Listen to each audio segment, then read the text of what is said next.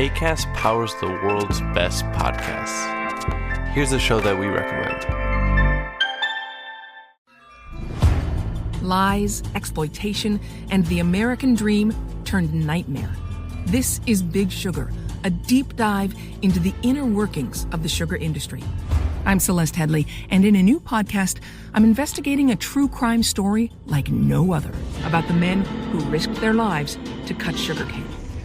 In Big Sugar from iHeartMedia, Imagine Audio, and the teams at Weekday Fun and Novel, I'll unravel a decades-long fight to get justice. If they were right, then these workers were owed tens of millions of dollars in extra wages. Listen to Big Sugar wherever you get your podcasts. Acast helps creators launch, grow, and monetize their podcasts everywhere. Acast.com.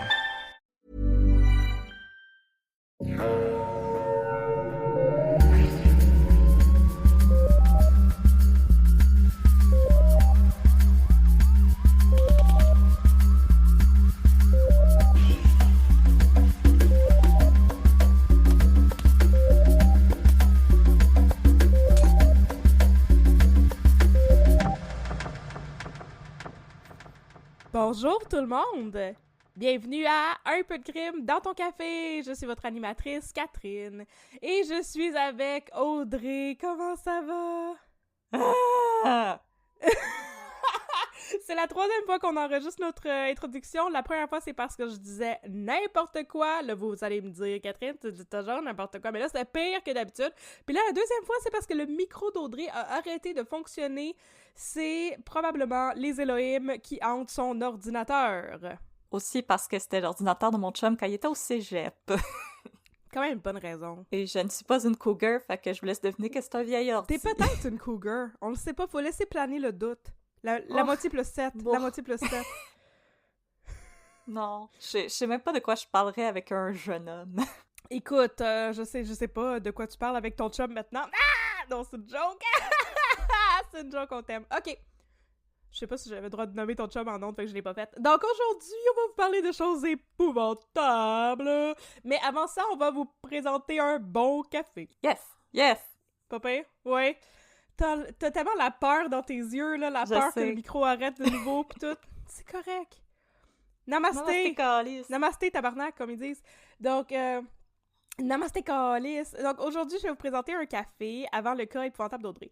Donc, mon café que je vous présente, je l'ai ramassé dans mon épicerie de riche de Westmount. Westmount, c'est comme ça que ça s'écrit. Donc, dans mon épicerie de riche de Westmount, il y avait un comptoir de dégustation d'un nouveau café qui venait juste d'arriver dans l'épicerie. Puis là, il y avait des gens qui travaillent pour la compagnie. La compagnie, c'est les Neos Brothers qui font aussi des chips et de la salsa et des sauces. Tout est biologique. Ouais, je sais, c'est très mium. Leur mission, c'est comme d'offrir des snacks qui sont comme biologiques, bons pour la santé et en même temps très savoureux. Oh! Et là, ils viennent de se lancer en café. Donc, les Neos Brothers ont lancé le Crank Coffee Company il n'y a pas très longtemps. C'est une entreprise qui est basée en Ontario, donc c'est canadien, c'est le fun. ROC, shout out. Et ils ont 5 sortes de café, 5 torréfactions différentes que je vais vous nommer quand je vais arrêter de cogner sur ma table avec mon téléphone.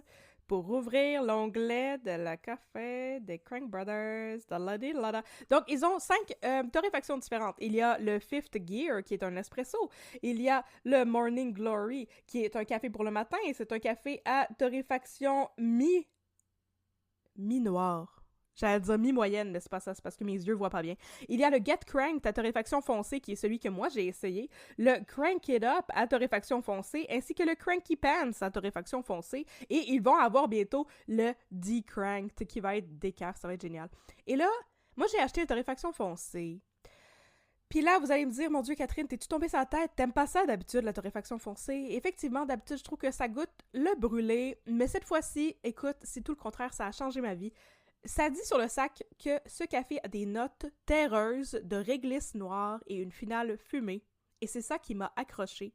Et c'est vrai, ça goûte la terre, ça goûte les champignons. Et moi, j'aime pas ça, les champignons. Et non, je trouve que ce café... Pantoute, mais je trouve que ce café est délicieux. C'est moi qui mange ces champignons au restaurant. C'est ça! Mais je trouve que ce café est délicieux. C'est vraiment un testament sur à quel point que ce café est bon. Non, mais sérieusement, c'est vraiment un bon café.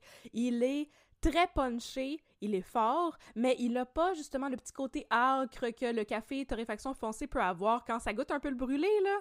Donc, c'est vraiment un super bon café. C'est le Get Cranked de la compagnie Crank Coffee Company, C-R-A-N-K. C'est un café qui est biologique, comme leur chip et leur sauce pis tout. Et celui-là, ben, il a une mission sociale aussi. Il y a 1% des profits de la compagnie qui sont remis au Centre communautaire d'alimentation Canada. Et il y a aussi une mission sociale qui est associée aux différents cafés. Attendez 2 secondes, je vais vous dire ça. Par exemple, il y en a un qui donne une partie de ses profits à une association pour les cyclistes. C'est le Morning Glory. Oui, ça supporte les memberships et les activités spéciales et les giveaways d'une compagnie qui s'appelle le Morning Glory Cycling Club. Oh! Ah! Ouais, non, c'est vraiment cool. C'est une compagnie de café qui redonne à la communauté. Oh. Qui redonne à la communauté. Et redonne du café dans ma tasse. Donc, je vous recommande le Crank Coffee Company et particulièrement le Get Cranked torréfaction foncée à goût de champignons. Non, mais c'est vraiment très bon. Voilà! Comment va le micro, Audrey? Ça fonctionne toujours. Mon stress descend pas pantoute, mais mon micro fonctionne toujours. C'est correct! On va faire ça avec le stress dans le tapis. Alors, de quoi on parle aujourd'hui? Alors, aujourd'hui, on va parler du procès de Marlène Chalfoun, cette agente correctionnelle qui s'est fait prendre à échanger des lettres avec un délinquant dangereux qui était emprisonné et un délinquant dangereux qui était en liberté. Wesh! C'était une recommandation d'une auditrice, Diane Hamilton. Merci beaucoup, Diane, pour la recommandation. On espère que tu vas aimer. Alors, mes sources pour aujourd'hui, nous avons les grands procès de Daniel Proulx, dont on parle assez souvent ici à Un peu de crime. Yay! Daniel! Pas qu'on amuse. Le podcast Ma version des faits par Isabelle Richer, qui est disponible sur la plateforme Audio. Oh! Et sinon, plusieurs articles qui ont été publiés dans la presse par Christiane Desjardins, c'est elle qui était en charge de couvrir le procès à l'époque, et des articles de Brian Miles dans Le Devoir, c'est lui qui était en charge de couvrir le procès à l'époque pour Le Devoir. Pauvres autres. Ouais. Ouais, hein? Bon. Avant de procéder, j'aimerais tout de suite vous mettre en garde, chers auditeurs, chères auditrices. Aujourd'hui, il va s'agir d'un épisode assez corsé, je vous dirais pas mal au même titre que les monstres du pont Jacques-Cartier. Comme d'habitude, j'irai pas dans les détails qui sont pas nécessaires, mais je tiens quand même à vous avertir. Les trigger warnings pour aujourd'hui, c'est violence sexuelle envers les femmes et des personnes mineures, de la misogynie, des féminicides, suicides et honnêtement du bon vieux slut-shaming. C'est un cocktail que je n'apprécie point. Inquiète-toi pas, mon prochain épisode, il va être light, promis. Ok, cool, parfait, je vais me rattacher à ça pendant que je pleure. Alors, Catherine, si tu veux bien, je vais mettre un peu de crime dans ton café. Ouais, je suis prête. Puis toi, maudit micro de marde, tu fonctionnes-tu encore? Oui, alright. Ah, c'est le fun, les studios maison, n'est-ce pas? Ah boy, oh boy. Alors, partie 1. Tragédie à Sainte-Thérèse. Et là, je lève tout de suite le drapeau rouge. L'entrée en jeu va être rough, mais j'ai un petit peu pas le choix de commencer l'histoire comme ça. Le cas d'aujourd'hui en est un de destins qui se sont croisés avec des conséquences qui vont s'avérer fatales. Le 30 septembre 2002, cette histoire terrible atteint son point culminant à Sainte-Thérèse, une petite banlieue située au nord de Montréal. Il est 10 heures du matin quand on sonne à la porte d'un appartement partagé par 3 étudiantes qui fréquentent le cégep de Sainte-Thérèse. Ce matin-là, une seule de celles-ci est présente pour ouvrir la porte à un homme en costume-cravate qui prétend être un huissier à la recherche de documents légaux. La jeune femme ne comprend pas grand-chose à l'histoire de son visiteur, mais elle accepte de le laisser entrer pour qu'il passe un coup de fil à son employeur. Une fois à l'intérieur, l'homme sort un revolver de la poche de son veston et menace la jeune femme. Rapidement, il lui passe des menottes et la traîne dans la salle de bain où il l'agresse violemment. Quand il termine, l'homme tente d'étrangler sa victime, qui, à bout de souffle, perd connaissance. Elle revient finalement à elle quand son assaillant la traîne dans une chambre à coucher et la jette sur le lit. Pour s'éviter d'être à nouveau agressée, la jeune femme demeure inerte et feint d'être morte. Quelques minutes plus tard, elle est alertée par le bruit strident du détecteur de fumée et l'odeur de brûlé qui envahit l'appartement. Oh my god. Son violeur a pris la fuite après avoir mis le feu Oh my god. à son matelas et à sa penderie. Nue, paniquée, à bout de force mais toujours en vie, la jeune femme parvient à s'extirper des flammes et de l'appartement pour alerter des passants qui vont aussitôt se porter à son secours. Quelques heures plus tard, la jeune femme est en vie. Elle est hospitalisée et elle va parvenir à fournir aux policiers une description de son agresseur. Un portrait robot est alors diffusé dans les médias et on demande l'aide du public pour arrêter l'homme en question. Sans perdre de temps, les policiers de Sainte-Thérèse démarrent leur enquête en faisant du porte-à-porte pour interroger les voisins de la victime. Cependant, les agents de la SQ qui leur prêtent main forte ont la puce à l'oreille. Le portrait robot qu'on leur fournit ressemble à tout point à un dangereux prédateur sexuel du nom d'Angelo Colalillo, que les policiers de Montréal ont à l'œil depuis un certain temps. Aussitôt, Colalillo est mis sous filature. Nice. Ouais, je tiens à m'excuser à la communauté italienne de Montréal. Aujourd'hui, vous serez pas super bien représentés. Ça arrive. Ça arrive à toutes les communautés, malheureusement. Ça arrive à toutes les communautés que ce soit pas leurs meilleurs éléments.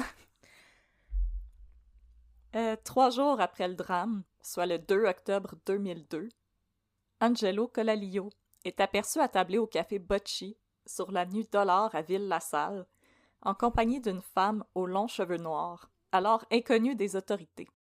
Le lendemain, les policiers procèdent à l'arrestation de Colalillo, mais aussi à celle de la femme, parce qu'ils la soupçonnent d'être la complice du dangereux prédateur sexuel. Pourquoi tu ris? Excuse-moi, c'est juste parce qu'ils sont à Ville-la-Salle sur la rue Dollard. C'est juste ça qui m'a fait rire. Je pense que je suis pas réveillée encore. OK. Le café Bocci est encore ouvert, pour ceux qui se le demandaient. Le café Bocci? Bocci, B-O-C-C-I. Bocci. Bocci! Suite à l'arrestation... Okay, je vais arrêter de rire de la ville de la salle, excusez. Là. C'est pas une ville en plus, mais je vais arrêter de rire du quartier de la salle, excusez. Suite à l'arrestation du simili-couple, une onde de choc traverse le Québec en entier. La femme mystérieuse aperçue en compagnie d'Angelo Colalillo, c'est Marlène Chalfoun, 35 ans, employée des services correctionnels du Québec. Ah! Mais qu'est-ce qu'une employée des services correctionnels pouvait bien fabriquer en compagnie d'un dangereux prédateur sexuel, tandis que celui-ci venait tout juste d'agresser une jeune femme? Si vous pensez qu'elle le rencontrait pour le livrer à ses collègues de la police, préparez-vous à être déçus. Puis là, j'écris une blague dans mon texte. Sauf le père de Catherine, parce que je m'apprête à révéler où est le crime. Oh, quel est le crime? Bonjour, papa. Mais j'ai dit à mon père qu'on avait commencé à faire la joke de quel est le crime, puis il trouvait pas ça drôle. Ben, nous, on trouve ça drôle. Mais on fait ça avec amour. Quel est le crime? Avec plein d'affection pour ton papa. Oui. Partie 2. Un ami commun. Si tout semble opposer Marlène Chalfoun, une petite fonctionnaire de l'État timide et sans histoire, et Angelo Colalillo, un prédateur sexuel sadique, c'est en procédant à une fouille chez Chalfoun que les policiers vont parvenir à établir le lien entre la femme et le violeur. Ce lien, c'est Nick Paccione, un violeur en série déclaré délinquant sexuel dangereux, emprisonné à la prison de Port-Cartier depuis les années 90. Hein? C'est où ça, Port-Cartier? Qu'est-ce que c'est ça? C'est là qu'il y a beaucoup de monde. À Port-Cartier? Ouais, c'est une prison à haute sécurité. Bon baiser de Port-de-France. Ce soir, on est à la télé. Non, c'est pas le temps de chanter la compagnie créole. Attends, je vais googler ça. Moi, je connais pas ça quand Port-Cartier. Ça va, on va chanter. Quand le monde n'a pas aimé ça que j'ai chanté sans dire rien, je pense pas qu'ils vont aimer ça que je chante la compagnie créole. Non. Ah, c'est sur la côte nord. OK, c'est pour ça que je connais pas ça. Alors, okay, Nick Paccione, comme Gilles Pimparé de notre épisode des monstres du pont Jacques-Cartier, c'est le genre d'individu qui nous fait regretter de nous être lancés dans l'univers du true crime. Le genre de criminel qui fait que nous, les femmes, on rentre pas trop tard. On sort du métro nos clés fermement enfoncées entre nos jointures et on texte nos amis dès qu'on passe notre porte d'entrée pour que celles-ci puissent dormir sur leurs 2 oreilles. Dès son plus jeune âge, #relatable. La sexualité s'est mise à dominer la vie de Nick Paccione. À l'âge de 14 ans, celui-ci a commencé à vendre ses services sexuels à des hommes plus âgés. S'il n'y a rien de mal à être travailleur du sexe quand on est majeur, l'incursion de Paccione dans le domaine sera rapidement suivie d'actes non consensuels d'exhibitionnisme et de voyeurisme. En 1990, alors qu'il est âgé de 20 ans, Paccione sera lié à 6 agressions sexuelles dans le West Island, et ses victimes, toutes des femmes, sont âgées entre 10 et 22 ans. Chaque fois, Paccione menace ses victimes avec un fusil de départ ou un couteau. Parfois, il va même jusqu'à s'introduire chez ses victimes pour les agresser. Il est finalement arrêté et envoyé à la prison de la Macasa, où on tente de lui faire subir une thérapie pour soigner ses déviances. La Macasa, c'est une prison qui a un nom beaucoup trop cute pour ce à quoi elle sert. On l'a déjà dit, ça sonne comme la Mazou. Oui.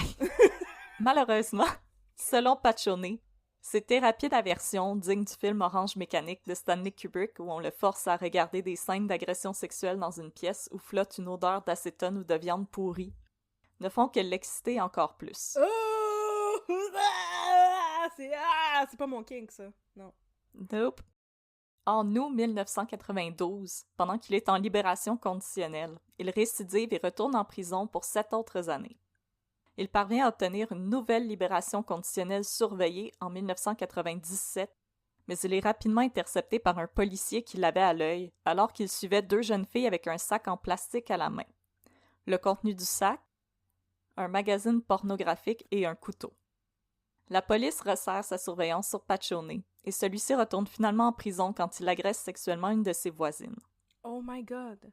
Mais comme... Pourquoi n'est-il pas possible d'intervenir avant qu'il agresse du monde si on le voit stalker des gens avec un couteau? Ben, cette fois-là, il s'est fait pogner. Ouais, mais comme... Non, tu sais, il y a du monde qui sont des multirécidivistes, là, pis c'est comme... je comprends pas trop pourquoi que ça sort de prison, ce monde-là. Ben, en 2000, Paccione est déclaré délinquant dangereux, ce qui signifie que son emprisonnement sera d'une durée indéterminée et que c'est à lui de prouver qu'il est digne de retrouver sa liberté. OK. C'est quand même... Je savais pas que c'était une possibilité, là, ça. Oui. La première personne à avoir été déclarée délinquant dangereux, c'est un autre cas qu'Isabelle Richer a couvert, puis là, son nom m'échappe vite comme ça, mais vraiment... puis Claude Larouche, qui a tué Natacha... Son nom m'échappe aussi, je m'excuse. Ces gens-là qui ont été déclarés délinquants dangereux ne peuvent pas sortir, ils n'ont pas de date de sortie fixée, ils ont des audiences où est-ce qu'ils doivent parler de leur travail sur eux-mêmes, puis c'est à un juge de déterminer s'ils ont prouvé qu'ils pouvaient sortir, puis Nick Paccione, c'est le sort qui lui incombe, donc il n'a pas de date de sortie de prison, il y a juste des dates d'audience pour demander sa libération conditionnelle, mais en tant que tel, il n'y a pas de date de sortie de prison. C'est Natacha Cournoyer. Natacha Cournoyer, c'est ça. Je l'ai googlé. Donc, Claude Larouche qui a assassiné Natacha Cournoyer a aussi été déclaré délinquant dangereux. C'est une étiquette qui se fait pas apposer si souvent que ça. Ça prend quand même justement faut être un multirécidiviste pour se la faire apposer. Mais je suis contente de savoir que ça existe. Oui, moi aussi. Ça nous permet de dormir un petit peu plus sur nos 2 oreilles, mettons. Au cours du procès, au terme duquel on va lui apposer l'étiquette de délinquant dangereux, un psychiatre va déclarer que Paccione est sans doute le criminel le plus dangereux qu'il a eu à examiner parmi les 400 criminels qu'il a évalués au cours de sa carrière. Le psychiatre va aussi critiquer la thérapie d'aversion que Paccione a suivie pendant son emprisonnement à la Macasa et affirme que selon lui, Paccione est maintenant encore plus dangereux qu'avant son arrivée à la Macasa. Ben voyons, la Macasa, get your shit together, est-ce que... Je sais pas si on fait encore de la thérapie d'aversion, s'il y a des gens qui travaillent en milieu carcéral. Écrivez-nous pour nous le dire, ça nous intéresse. En plus d'avoir exacerbé ses désirs de violence, c'est à l'établissement de la Macasa que Paccione va faire la rencontre, en 1997, de Angelo Colalio, Non. un autre dangereux délinquant sexuel. Celui-ci avait d'abord été arrêté pour voie de fait, après avoir attaqué 3 travailleuses du sexe avec un marteau, et avait à nouveau été arrêté après avoir récidivé en commettant une agression sexuelle armée. Rapidement, les 2 hommes se lient d'amitié grâce à leur passion partagée pour... vraiment pas le tricot puis la pâtisserie, mettons? Ben voyons donc. Le problème, c'est qu'en 1998, contrairement à Paccione, Colalio va retrouver sa liberté. Avec Colalio libre, Paccione peut vivre ses désirs par procuration. Il y a une correspondance déviante qui aurait fait rougir le marquis de Sade. Partie 3. Les liaisons très dangereuses. Wesh! JMG de la On est à la... Ouais. 2.0. Ben, c'était un roman épistolaire. Oui! Non, je sais, c'était très... It was a clever reference, madame. Merci. On est à la mi-août 2002. Nick Paccione, déclaré délinquant dangereux depuis maintenant 2 ans, est maintenant enfermé à la prison de Port-Cartier. Un agent de sécurité préventive procède à une vérification de routine et ouvre une lettre adressée à Paccione. Dans l'enveloppe, en plus d'un texte manuscrit, l'agent trouve une photo d'une enfant nue. Oh! La distribution de telles images étant prohibée à l'intérieur d'un établissement carcéral et en général, on va s'entendre, on procède à une saisie sur l'ensemble du courrier de Paccione. Toutes les lettres entrantes et sortantes sont photocopiées et envoyées à la SQ qui ouvre une enquête. Mais là, pourquoi c'était pas fait à la base, ça? De checker le courrier du monde? Ben, il check toujours le courrier. Ben là... Justement, pour être sûr qu'il n'y a pas ça. Ah ben c'est ça! Mais je pense qu'ils lisent pas les lettres en tant que telles, peut-être plus pour vérifier justement qu'il n'y a pas de la contrebande. Mais il devrait peut-être lire les lettres en tant que telles, non? Je sais qu'il y a des gens qui travaillent dans des établissements carcéraux qui nous écoutent. Si vous voulez nous en parler, vous pouvez le faire. C'est peut-être trop une opinion fasciste, mon affaire, mais il me semble que comme... que ta correspondance soit privée quand t'es en prison, je suis moyennement down avec ça. Bon. Les policiers vont surtout s'intéresser à un correspondant de Nick Paccione, qui se faisait appeler Frank, et qui racontait aux détenus ses divers projets d'agression sexuelle qu'il comptait entreprendre maintenant qu'il était libre. Puis là, ça prend pas la tête à Papineau pour comprendre que Frank, c'était Angelo Colalio. Très bon pseudonyme, Angelo Colalio. Frank! Frank!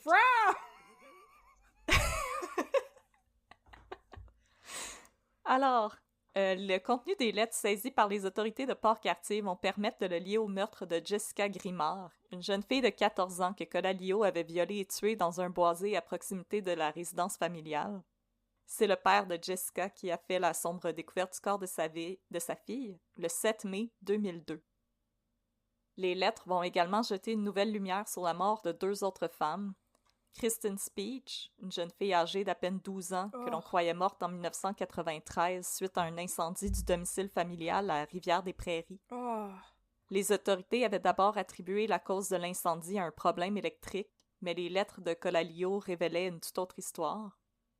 C'est-à-dire qu'après avoir passé une nuit blanche à travailler sur un projet scolaire, Kristen Speech avait obtenu la permission de ses parents de rester à la maison pour se reposer, un matin du mois de février.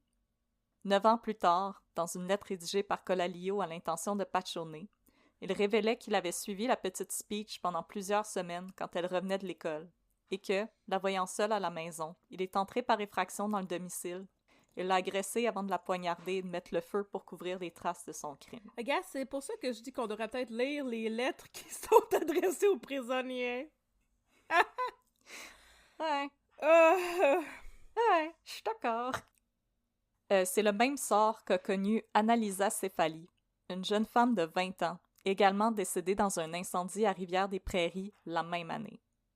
Cette fois-ci, les autorités avaient révélé que quelqu'un avait volontairement incendié la maison des Cefali et ont déterminé que la jeune femme s'était suicidée en mettant le feu à la résidence familiale. Quoi? Ce qui est comme pas vraiment quelque chose qui arrive souvent. Me semble que c'est pas une manière efficace de te suicider, ça. Non, en tout cas, c'est... OK, la police, you do you, mais comme, je suis un peu dubitative, là, mettons. Big if true. Vraiment big if true. Hey, voir que j'ai manqué une chance de dire big if true. Les lettres de Colalio ont toutefois révélé à la police que celui-ci était une connaissance du frère aîné d'Annalisa Cefali, puisque tous les deux étaient musiciens. Le jour de sa mort, Annalisa Cefali devait aller à la rencontre de Colalio, qui lui avait offert un emploi de secrétaire au studio où lui-même travaillait. Les policiers découvrent cependant autre chose que la cause réelle derrière les morts suspectes de Jessica Grimard, Kristen Speech et Annalisa Cefali. Une troisième personne participait aux échanges écrits entre Colalio et Paccione. Cette personne, vraisemblablement une femme, signait ses lettres du nom de Lisa et racontait ses aventures sexuelles à Paccione. De simples récits érotiques destinés à exciter un homme qui croupissait au fond d'une cellule, les lettres prenaient une tournure de plus en plus sombre, et à un certain point, Lisa se mettait à décrire à Paccione comment celui-ci pourrait s'introduire chez une femme qu'elle connaissait et détestait pour la violer et la torturer.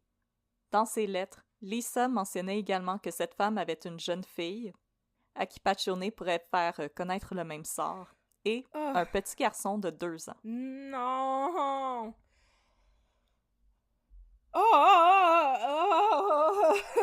Mais, écoute, là, ton affaire, un simple récit érotique pour exciter un...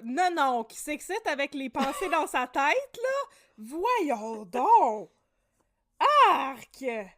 Ok, je suis révoltée. Utilise ton imagination, monsieur, là. J'ai tellement... Ça me fait penser à tellement d'autres cas de crimes. Puis là, depuis le début, je me retiens de comme... T'arrêter à toutes les 2 secondes pour dire « Hey, ça, c'est comme telle affaire! » Mais, ouais... Oh! Mais fais-le, les gens aiment ça. Oui, je sais que les gens aiment ça. Mais premièrement, là, ton affaire de... Est-ce que t'as commencé à écouter un des nouveaux podcasts qui vient de sortir, que tout le monde capote dessus? The Coldest Case in Laramie. J'ai tellement bien dit. Non? Non. C'est sur un crime qui a eu lieu à Laramie, dans le Wyoming, dans les années 80.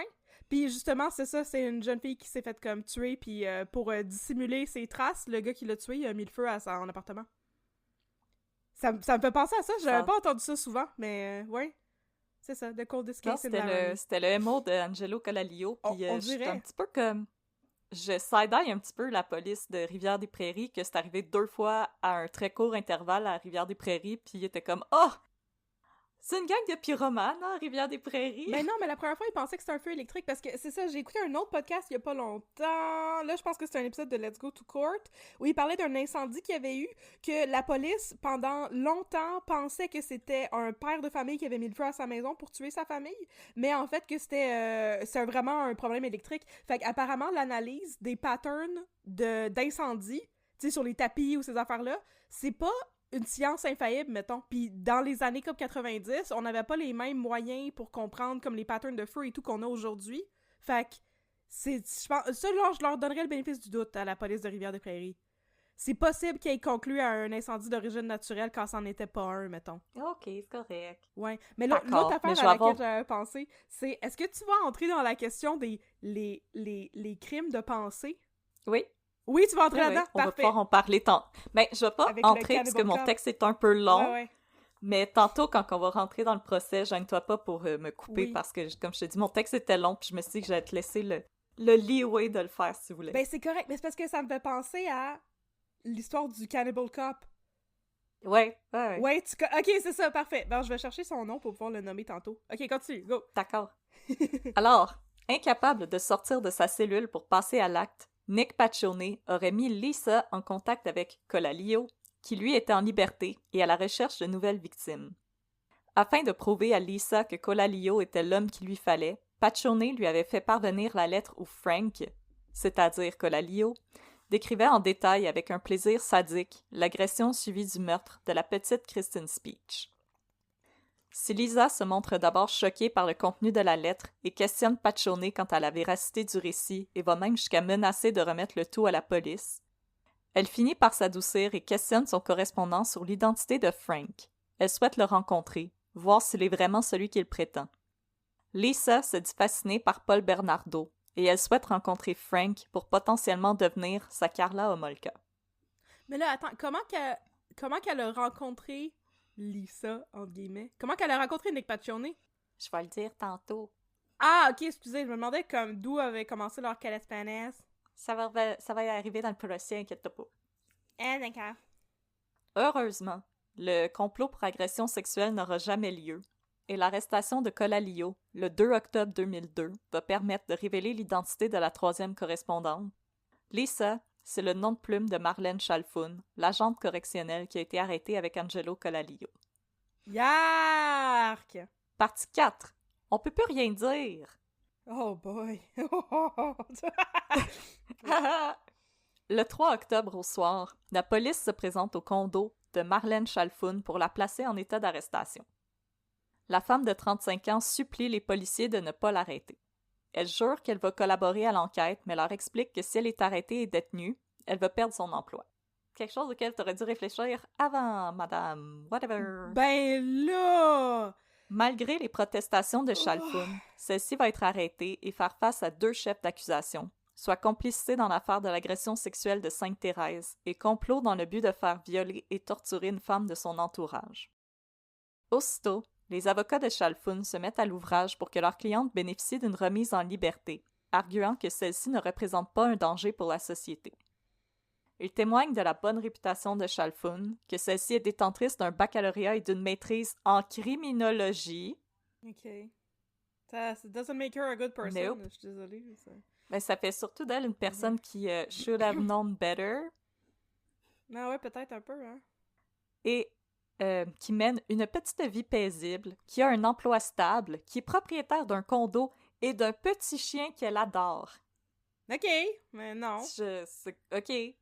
C'est très anecdotique. Non, j'ai un chien, vous pouvez pas m'arrêter. Oh, sorry, vous avez raison.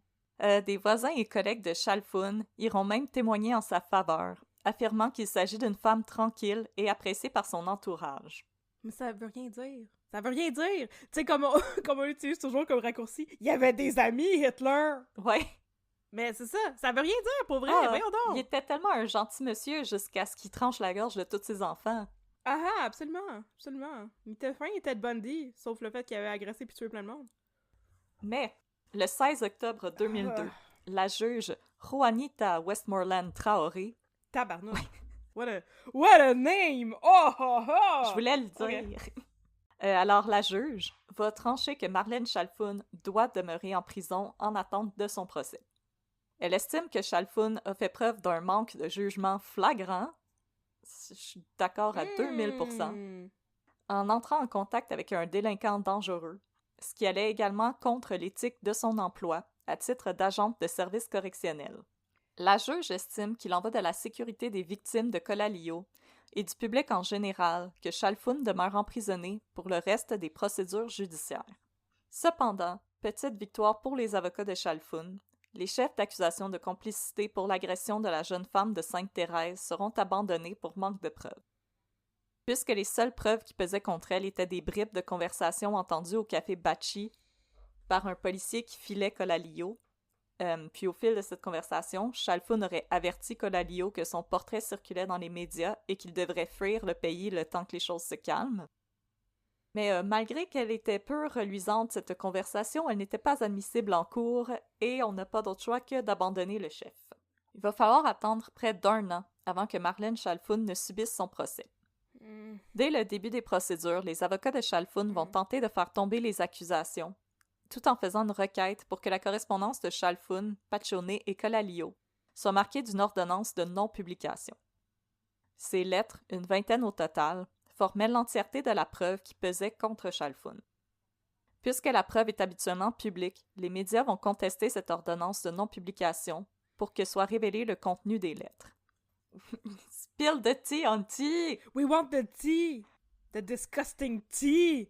Entre-temps, le procès va s'entamer le 5 mai 2003, avec des témoignages livrés par le père et l'oncle de Chalfoun. Ceux-ci parlent de l'héritage laissé par leur mère récemment décédée, donc la grand-mère de Marlène Chalfoun, et d'un imbroglio quant aux différentes sommes d'argent allouées aux membres de la famille. Cette histoire d'héritage était probablement à l'origine du ressentiment que Chalfoun éprouvait à l'égard de la femme qu'elle souhaitait voir violée par Colalio. C'était sa cousine. Quoi? Mais... Oh mon Dieu, que ça n'a pas rapport.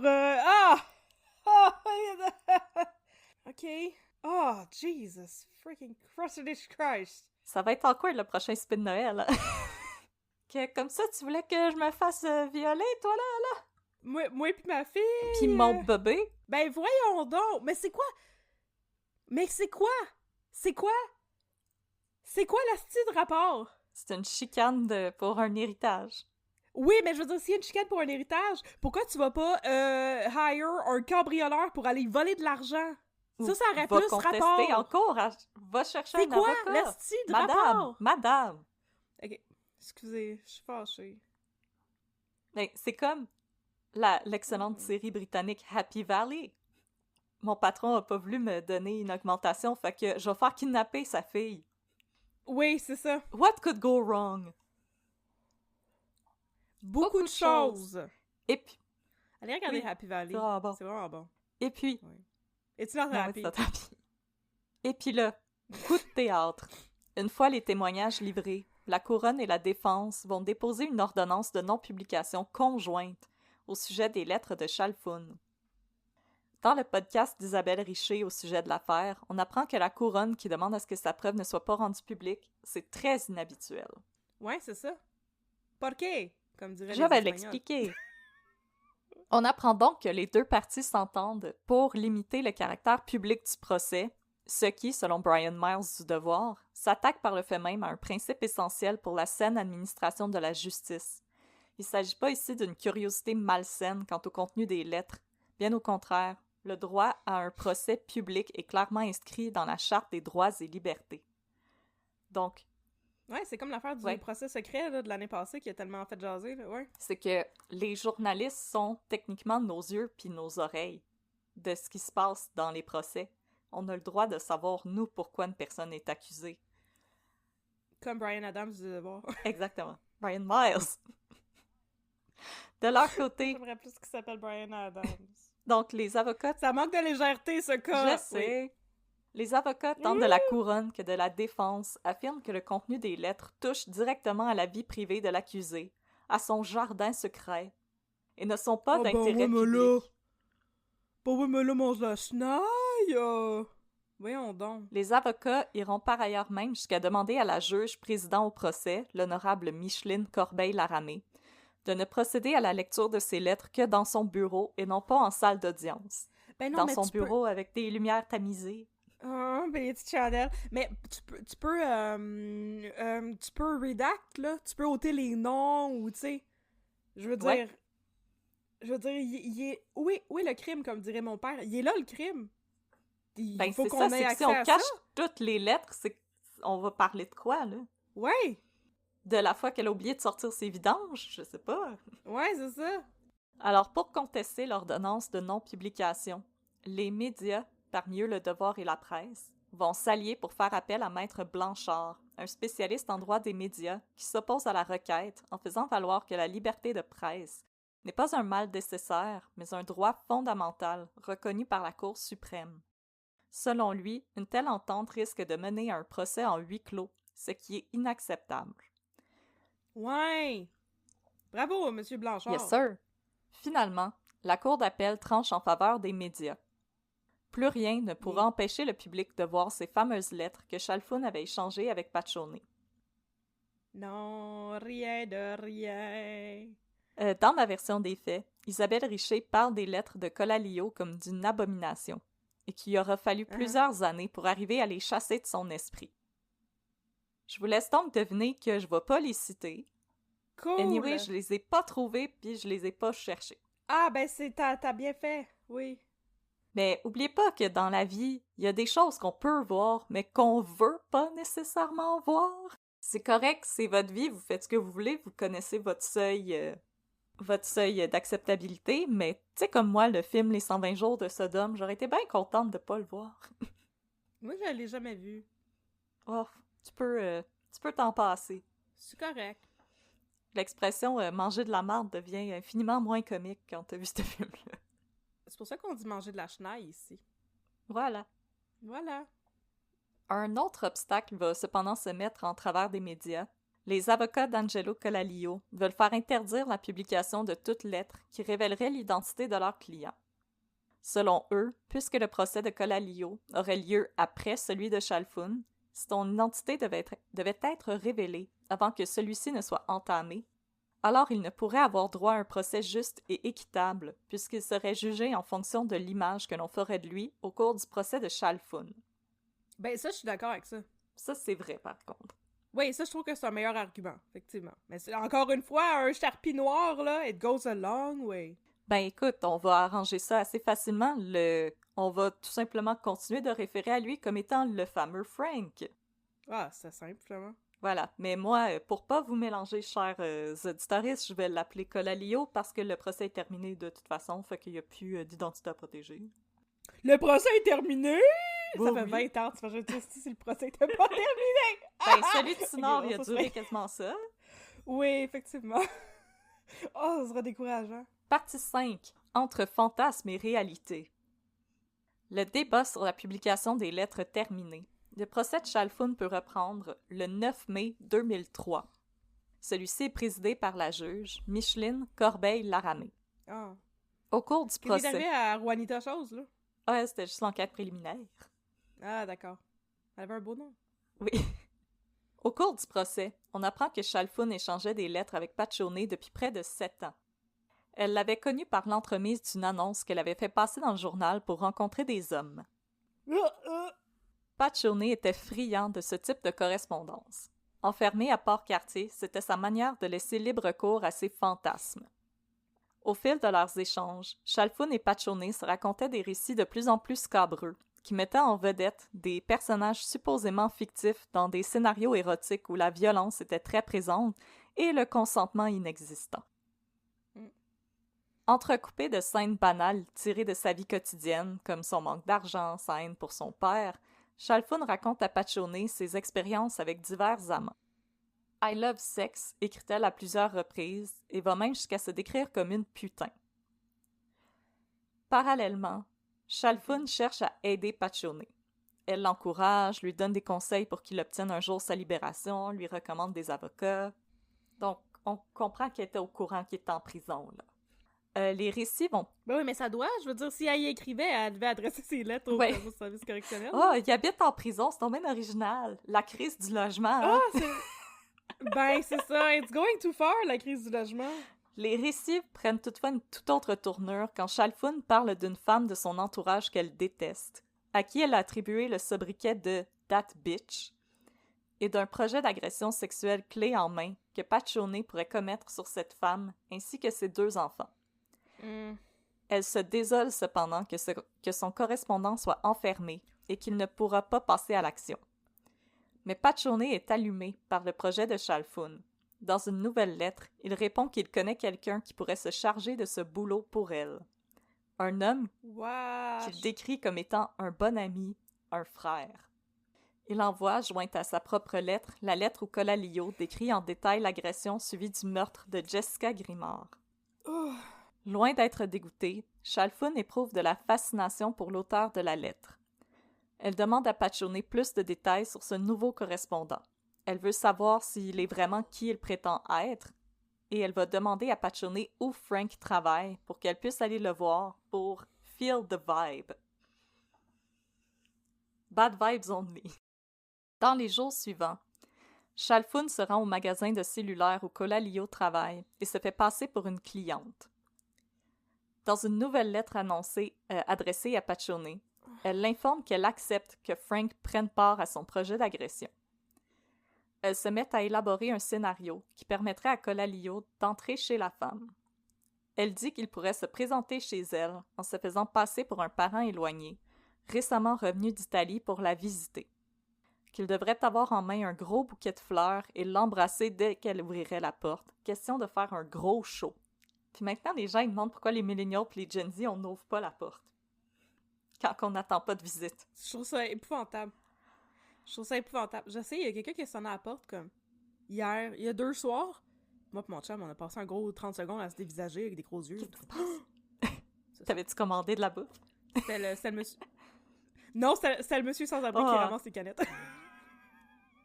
Il est tout le temps sonné chez nous, on l'avait oublié, monsieur Canette. Bon, c'est ça, c'est pas un plot pour nous agresser, puis nous kidnapper, puis tout ça. Puis, les détails se font plus lugubres. Tu diras à Frank de faire un travail constructif chez Redacted? Mais je trouve déjà que c'était lugubre, là. À tel endroit, à l'ouest de l'île. Sa fille a 12 ans, son ami 16-18. Tu veux de jeunes ordures blanches, tu en auras 3. Oh! Je suis comme contente que tu rentres pas plus de détails que ça, parce que Non. j'ai déjà le cœur qui lève. Je vais faire un gros raccourci aussi. Elle décrit ensuite comment Colalio pourrait s'y prendre pour brutaliser les femmes et conclut en disant « Il lui fera des choses comme Jack l'Éventreur ». Elle mentionne également que la femme a un petit garçon de 2 ans. Paccione ne perd pas de temps. Après avoir reçu cette lettre, il écrit à Colalio, l'informant que Lisa requiert ses services pour un projet d'invasion à domicile. Dans sa réponse, Colalio répond qu'il se chargera avec plaisir de ce projet et qu'il compte Tabarnak! Et qu'il compte même s'occuper du petit garçon en bonus. Oh non! Il dit même à Paccione que Chalfun pourra se délecter de son crime en lisant les journaux le lendemain. Paccione transmet alors une lettre de Colalio à Chalfun, où celui-ci lui demande de lui procurer un fusil de départ afin qu'il puisse commettre l'agression. Colalio lui explique qu'elle ne devrait pas avoir de mal à trouver cet item, puisqu'elle travaille pour le gouvernement. Chalfun refuse, seulement parce qu'elle a une autre idée. Toujours par l'entremise de Paccione. Chalfun propose qu'elle et Colalio se rendent sur une réserve, déguisée en hippie, afin de se procurer le fameux pistolet de départ. Elle demande toutefois à Paccione de ne surtout pas révéler son vrai nom à Colalio. Elle demande à ce qu'il l'appelle Lisa. Frankie et Lisa, c'est mignon, non? Écrit-elle à son correspondant. En passant, non, je comprends pas le plan d'aller sur une réserve déguisée en hippie, là, ça me... Posez-moi pas de questions là-dessus. Moi, je comprends rien, puis je suis au bord des larmes, là, présentement. Non! OK. À un certain point de la correspondance, Chalfun écrit en panique à Paccione. Elle a lu un article concernant un prédateur sexuel qui venait d'être arrêté, et elle craint qu'il ne s'agisse de Colalio. Mais Paccione la rassure. Il lui confirme que Colalio viole des femmes, mais qu'il n'a pas été arrêté. Il va même jusqu'à lui raconter que lors de sa plus récente tentative d'agression, la victime a réussi à s'enfuir, mais a laissé son sac à main dans la voiture de Colalio. Non, inquiète-toi pas, oui, c'est un crotté, mais non, il est pas en prison, yay! Thumbs up! Tout le monde est content. Non, tout le monde n'est pas content. Non, personne n'est content. Non, personne n'est content. Les lettres permettent également d'apprendre que Chalfun a fréquenté la famille de Paccione. Lorsqu'elle lui écrit « J'ai eu du bon temps avec ta mère, je crois qu'elle m'aimerait comme Bru, elle trouve qu'on est pareil, toi et moi. »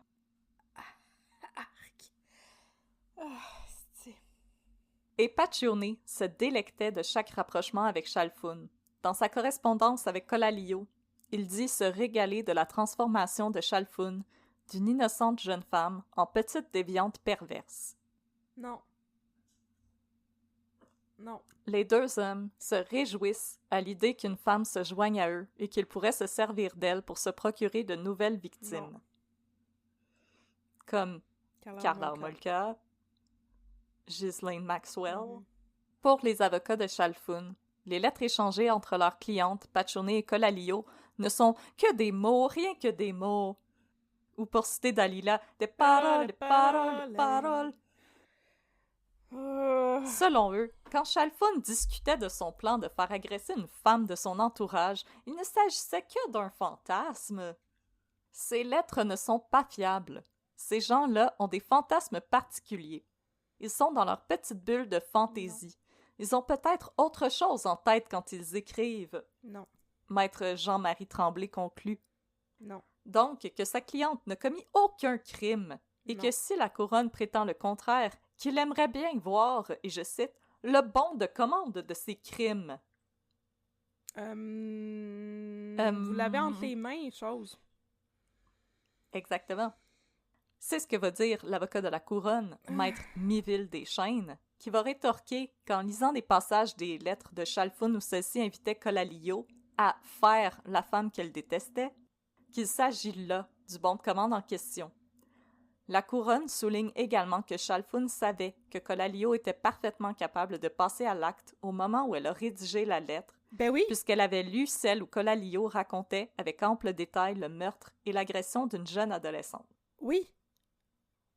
Oui.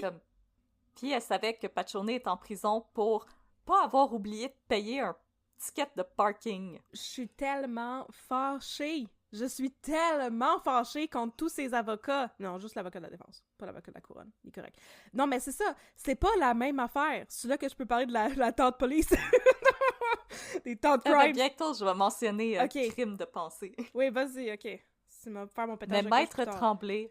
Oui. Inquiète-toi pas. Le Maître Tremblay refuse cet argument de la couronne. Selon lui, il ne s'agit là que d'une interprétation. Non. Il déplore aussi qu'à cause des articles écrits par les méchants journalistes, Marlène Chalfoun est persécutée en prison. Non plus. Moi, je suis comme...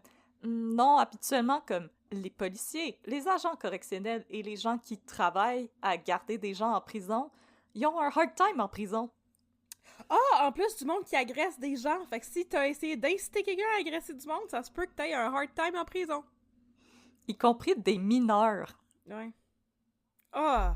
Le lendemain en cours, on examine une lettre où Chalfoun déclare vouloir assister à l'agression et à la torture de la femme, mais vouloir quitter avant que Colalio ne la tue. Cette fois-ci, le deuxième avocat de Chalfoun, Maître Charles Monpetit, va prétendre qu'il ne s'agissait là que d'un jeu d'esprit. Je le cite. « Les lettres, ce ne sont pas des contrats notariés, ce n'est que de la correspondance. » Il va même aller jusqu'à comparer la relation épistolaire qu'entretenaient Chalfoun, Pachone et Colalio aux écrits lubriques de Charles Bukowski, aux récits d'horreur de Stephen King. Merci, non merci. Non, parce que c'était des personnages fictifs. Le 17 juillet 2003, le procès est interrompu parce que c'est le temps des vacances. Okay. Le 28 août, on est de retour en cours pour un nouveau coup de théâtre. Cette fois-ci, la défense plaide pour que le procès soit arrêté, parce que selon les avocats de Chalfoun, celui-ci n'a tout simplement pas lieu d'être. Pour Maître Tremblay, le crime dont sa cliente est accusée est un crime imaginaire et soutient que le lien qui unissait Chalfoun à Pachone était différent de celui qui unissait Pachone à Colalio. Oui, mais non. Selon lui, Chalfoun se sentait en compétition avec Colalio et n'avait plus le choix d'épicer ses récits afin de retenir l'attention de son correspondant. Non. Chalfoun désirait aussi encourager Pachone à vivre ses désirs sexuels grâce à ses écrits et lui disait qu'un jour, il pourrait vendre ses scénarios à Hollywood, comme le Marquis de Sade, qui a vendu beaucoup de scénarios à Hollywood, le Marquis de Sade. Que de connaissances générales, Marlène Chalfoun, si bol. Mais non, cette histoire-là, ça me fait penser à Jack Unterweger, le tueur en série autrichien qui a écrit des romans pendant qu'il était enfermé puis qui disait qu'il passait sa violence dans ses romans, mais dès qu'il a été relâché, il a tué une travailleuse du sexe à Los Angeles. Ah ben qu'un. Ou le condamné à mort que Norman Mailer avait aidé à sortir parce qu'il y avait donc du talent d'écrivain, puis la seconde qui est sortie, il a assassiné un serveur qui avait fait une erreur dans sa commande au restaurant. Ah, si bol. OK. Non. Puis aussi, madame, t'étais agente correctionnelle, là, pas psychiatre. Quelle autorité t'as là, de faire ces exercices-là à Pachone, là? C'est pas des crimes imaginaires. C'est pas des crimes imaginaires! C'est pas dans ton lane, madame. Alors, la demande est rejetée et le procès se poursuit.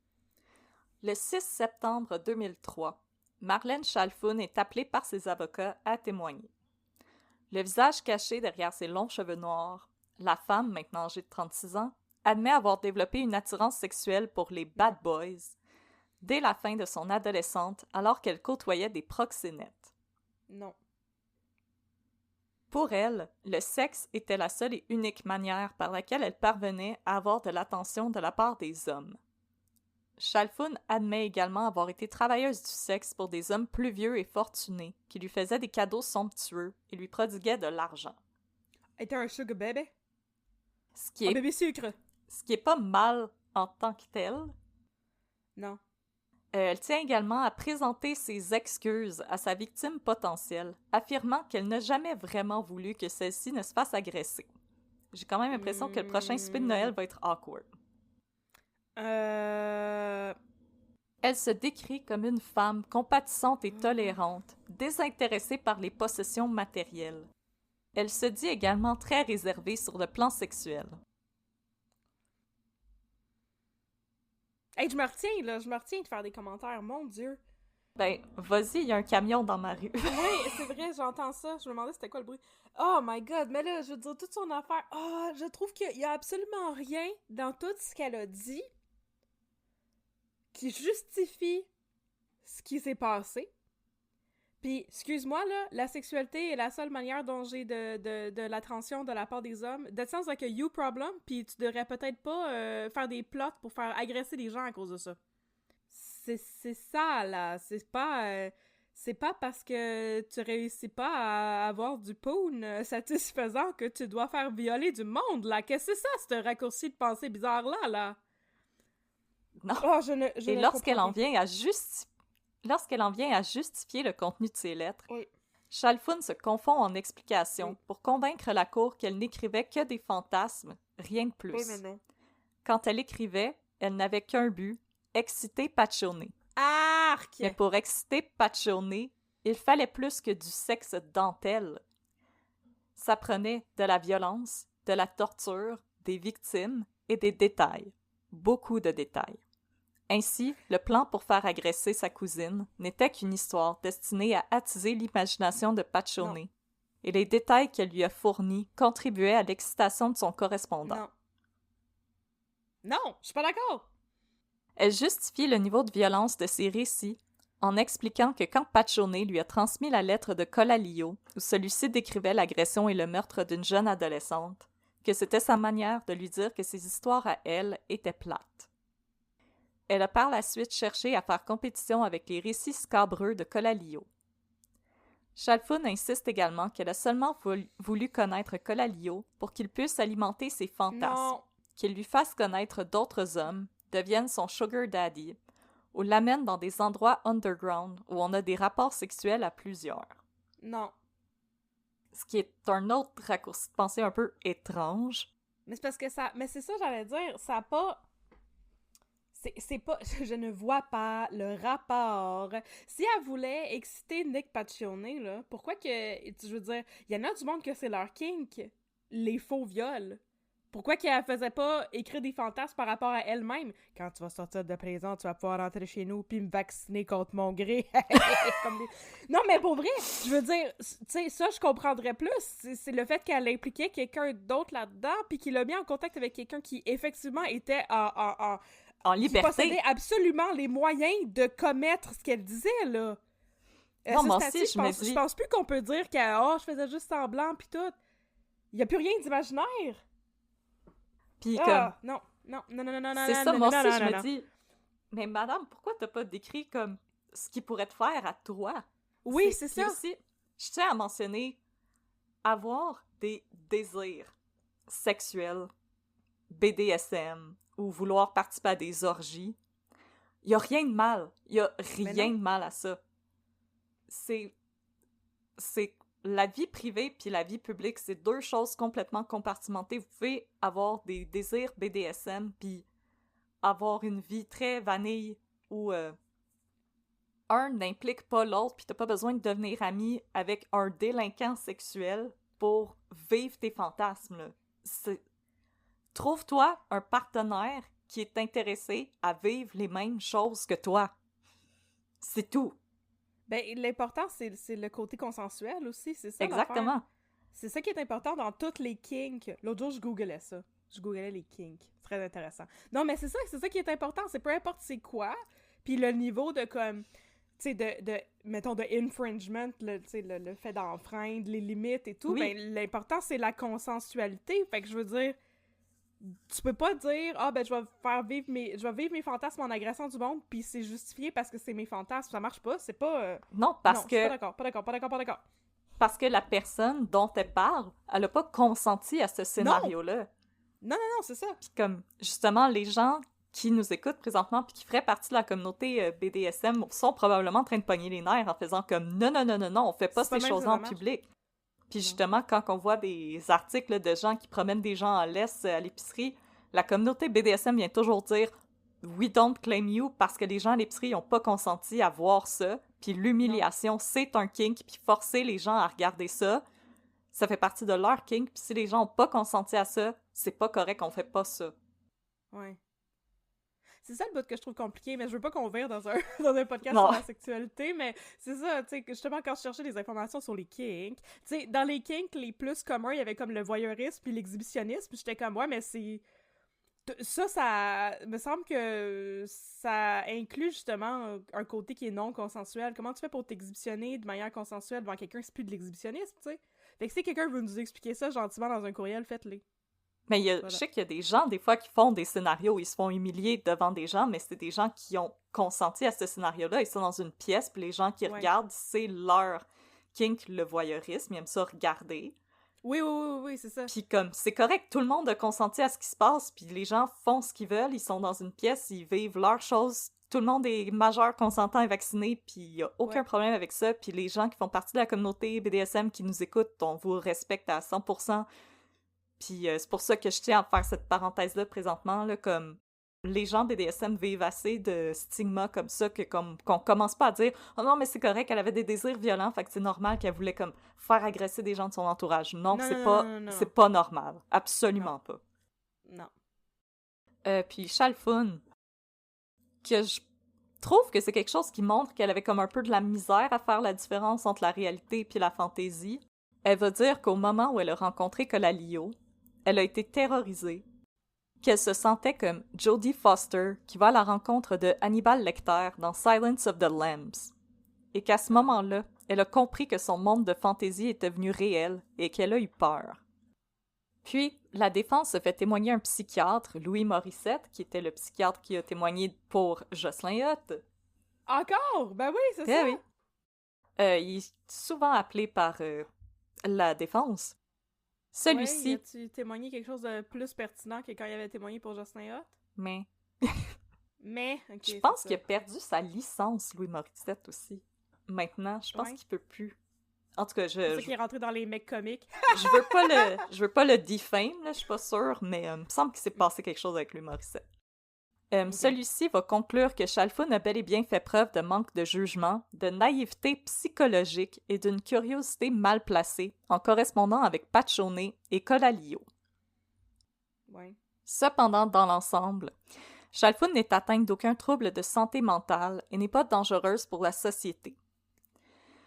Selon le psychiatre, les lettres de Chalfun doivent être prises dans leur contexte, c'est-à-dire en se rappelant que Chalfun se sentait en compétition avec Colalio pour l'attention de Paccione et que celle-ci souffrait d'une importante carence affective depuis son enfance. Et si Chalfun racontait des histoires qui mettaient en scène des gens de son entourage, c'était parce qu'elle n'avait pas d'imagination fertile et parce que Paccione avait un goût marqué pour les jeunes femmes. Je m'en vais te défendre! Accusez-la pas, elle tweet! C'est rien qu'une tweet! Accusez-la pas, elle a juste aucun talent, c'est pas de ta faute. She's a terrible writer, c'est pas de sa faute. She is! Oh, wow! Ok, c'est tout un argument. Mais je veux dire, me semble que ça backfire comme argument parce que, tu sais, elle a dit « Mais ce n'est que de la fantaisie », puis lui dit « Elle a pas d'imagination ». Fait clairement, c'est pas de la fantaisie, c'est de la réalité qu'elle écrit. Ben, c'est qu'elle prenait la réalité pour écrire de la fantaisie parce que, comme, contrairement à toi, elle n'est pas capable de faire des fully fleshed personnages. Ah, oh, merci. Mais moi, je t'ai fait un compliment. Mais ça nous ramène à, au pire, si t'as pas d'idée, dis à Paccione qu'est-ce qu'il pourra te faire quand il va sortir de prison, madame. Mm-hmm. Parce que t'as clairement l'air de manquer de outlet pour tes fantasmes. Là, on va rentrer par effraction chez le capitaine Jean-Luc Picard du USS Enterprise. Puis là, on va y arracher ses pantalons. Ça serait déjà moins pire. Ben non, ben ça serait beaucoup moins pire. Utilise des personnages de fiction, parce que c'est certain que ça arrivera pas. Fait que là, on va chez Babine. Ah! Mais non, on peut pas dire ça parce que nous, on utilise Babine pour faire référence à la vraie personne. Ouais. On s'en va chez Harry Potter dans sa maison magique! Fait qu'on va prendre le train sur la plateforme 9 3/4, pis ce serait tout un fantasme, là. Par contre, Marlène Chalfoun n'avait pas l'imagination fertile et Paccione avait un goût marqué pour les jeunes femmes blanches et elle cherchait à s'adapter à ses goûts. En contre-interrogatoire, Morissette admet toutefois qu'il ignore si pour Paccione et Colalio, les lettres échangées n'étaient qu'un simple jeu d'esprit, mais il leur a pas posé de questions, fait que nyeh. La couronne ne va pas faire de contre-interrogation et ne va pas produire d'expertise. On sait pas pourquoi, parce que j'ai aucune... Louis Morissette, c'est comme... Elle s'est tirée dans le pied comme ça? Ou... J'ai aucune expérience. J'ai jamais étudié pour le barreau ou quoi que ce soit, mais il me semble que les avocats de la couronne y auraient dû la grill sur le fait qu'elle était parfaitement consciente qu'il avait agressé quelqu'un puis qu'elle a pas été à la police. Ouais. Puis je connais pas assez bien la loi, mais est-ce que c'est pas de l'entrave à la justice? Il me semble qu'on a la responsabilité de dire quelque chose quand on sait quelque chose. Ouais. Je pense pas que c'est l'entrave à la justice, je pense que c'est plus la complicité après le fait. Ouais. En tout cas, ouais. je sais qu'il y a beaucoup d'avocats, d'avocates qui nous écoutent présentement. Gênez-vous pas pour nous écrire ce que vous en pensez. Ouais, gênez-vous pas pour nous dire c'est qui gagne, c'est-tu moi ou c'est Audrey? Sûrement toi. Au concours trivia des connaissances du barreau. Du barreau. Trivia Night t'aime le barreau. C'est pas inutile, c'est inutile pour nous. Oh! Puis, en novembre 2003, le verdict tombe. Catherine, tu veux-tu deviner? Ouais, je sais. Non, je veux pas, parce que je l'ai lu sur Google tantôt en cherchant la photo de Marlène Chalfoun, puis c'est pour ça que je pogne les nerfs. Marlène Chalfoun est acquittée d'avoir comploté pour faire agresser une femme de son entourage. Chalfoun est libre. Fait que c'est pour ça que les soupers de Noël vont Chris être awkward par la suite, parce qu'elle est acquittée. Chalfoun est libre. Sacrement. Mais elle perd tout de même son emploi parce que la relation qu'elle entretenait avec Paccione, elle est à l'encontre de l'éthique pour une agente correctionnelle. Moi, je pense que ça va à l'encontre de l'éthique pour comme la population en général, mais surtout le monde dans le service correctionnel. L'humanité. Mais je trouve qu'éthiquement, c'est très louche, cette correspondance-là. Partie 6, on achève, inquiétez-vous pas. Un semblant de justice. En 2006, c'est à Colalio de subir son procès pour les agressions et meurtres de Jessica Grimard, Christine Speech et Annalisa Cefali. Le 11 janvier, le procès débute et est aussitôt suspendu parce que Colalio est retrouvé inconscient dans sa cellule de l'établissement de détention de Rivière-des-Prairies. Il décède quelques heures plus tard à l'hôpital Santa Cabrini de Montréal. Si on ignore la cause... C'est ça ta justice, ça? C'est qu'il est mort? C'est pour ça que j'ai dit un semblant de justice. C'est très semblant, ça. Ouais, mais j'ai un témoignage des parents de Jessica Grimard. OK. Si on ignore la cause exacte de son décès, il s'agirait vraisemblablement d'un suicide par ingestion d'une importante quantité de pilules qu'il aurait dérobées à l'infirmerie de l'établissement carcéral. Non. Si le public est sous le choc, Yves et Dominique Grimard, soit le père et la sœur de Jessica Grimard, la dernière victime de Colalio, s'avouent soulagés. Yves était celui qui avait découvert le corps de sa fille et souffrait encore de stress post-traumatique. Aux médias, il avoue qu'avec l'acquittement de Chalfoun, il craignait que Colalio aussi échappe à la justice.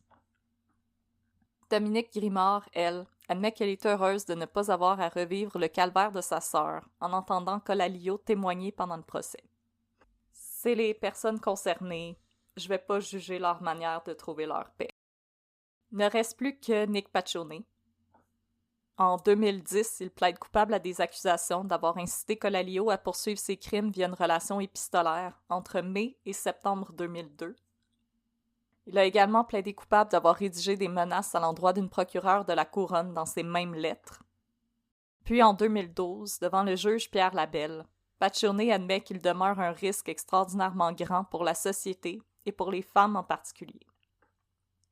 Il dit s'être fait à l'idée qu'il ne sortirait probablement jamais de prison et tient à spécifier qu'il ne cherche pas à s'attirer la sympathie du juge.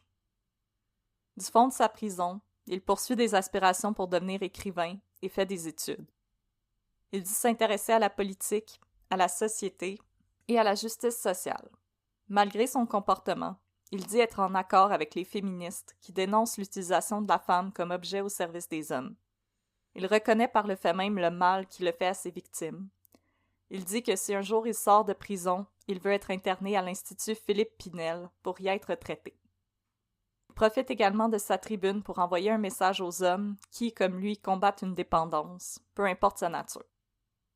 Il implore les délinquants d'aller chercher de l'aide parce que c'est comme ça qu'on sauve des victimes. Le 21 septembre 2012, Paccione écope d'une nouvelle peine d'emprisonnement de 20 ans pour avoir incité Colalio à violer et à tuer. Et c'est comme ça que notre histoire se termine. Marlène Chalfoun a disparu des médias et, comme on le fait ici à Un peu de crime, quand on ne trouve plus les gens, on les laisse tranquilles. Je sais pas qu'est-ce qu'elle est devenue, mais voilà, c'est tout ce qui reste. T'as l'air choquette. Je suis choquette. Puis je voudrais juste dire que moi, je ne suis pas croyante dans la vie. Mais j'espère qu'il y a a very special place in hell pour les criminels qui se suicident en prison avant d'avoir eu leur procès ou leur jugement. Ouais, c'est ce que...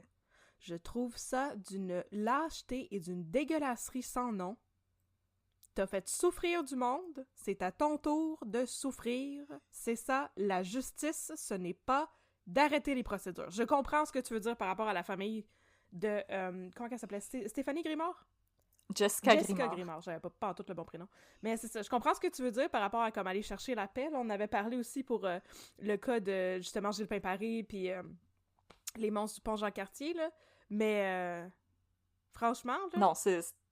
Mais au début, ils se sont demandé si c'était la justice en prison, si c'était d'autres prisonniers qui l'avaient tué, vu qu'il a agressé des enfants.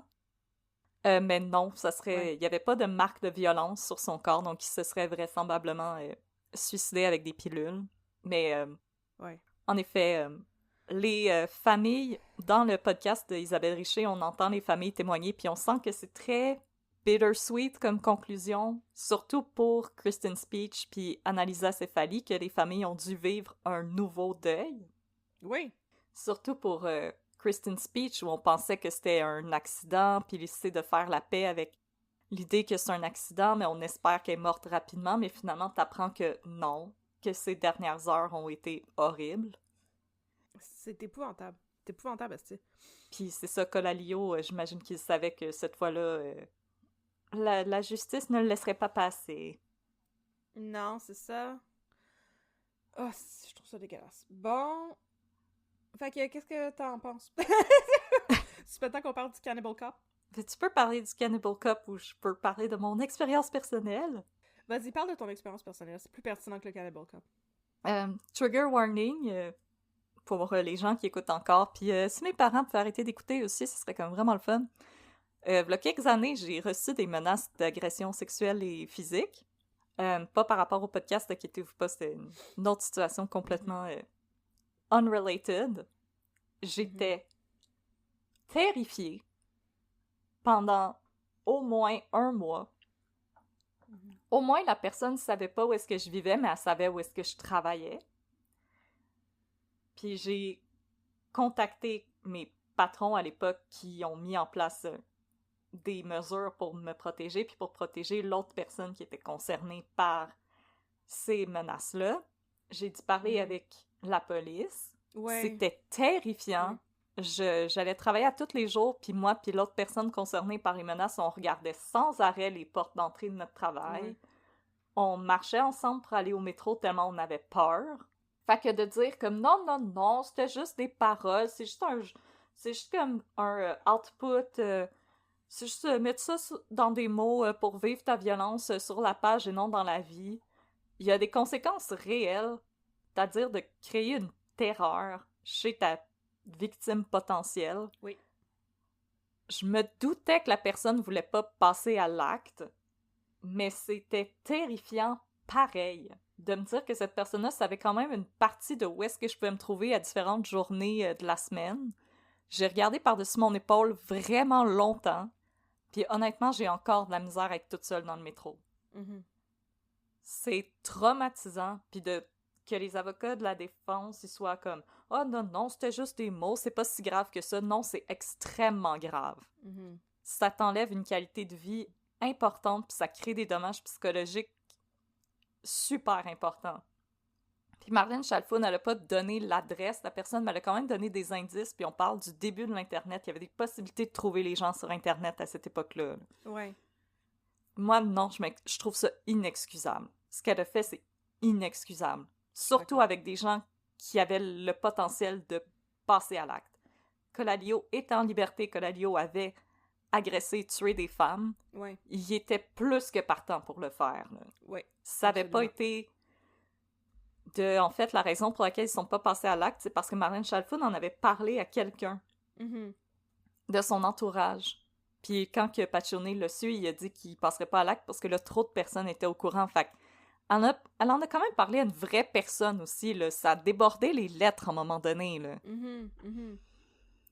Fait que, non, moi, je suis pas d'accord du tout. Puis je trouve que c'est parce que la couronne n'a honnêtement pas fait son travail. J'ai l'impression que c'est parce que c'était une employée des services correctionnels, puis ils ont essayé d'étouffer l'affaire pour pas avoir l'air trop... pas trop se faire grill par la place publique, mais c'est juste des suppositions, puis il y a un peu de crime, on évite les suppositions autant que possible, mais en tout cas, je suis pas d'accord avec le travail de la couronne de pas avoir plus questionné Marlène Chalfoun sur ce qu'elle savait, puis pourquoi qu'elle n'est pas allée voir la police. Wow.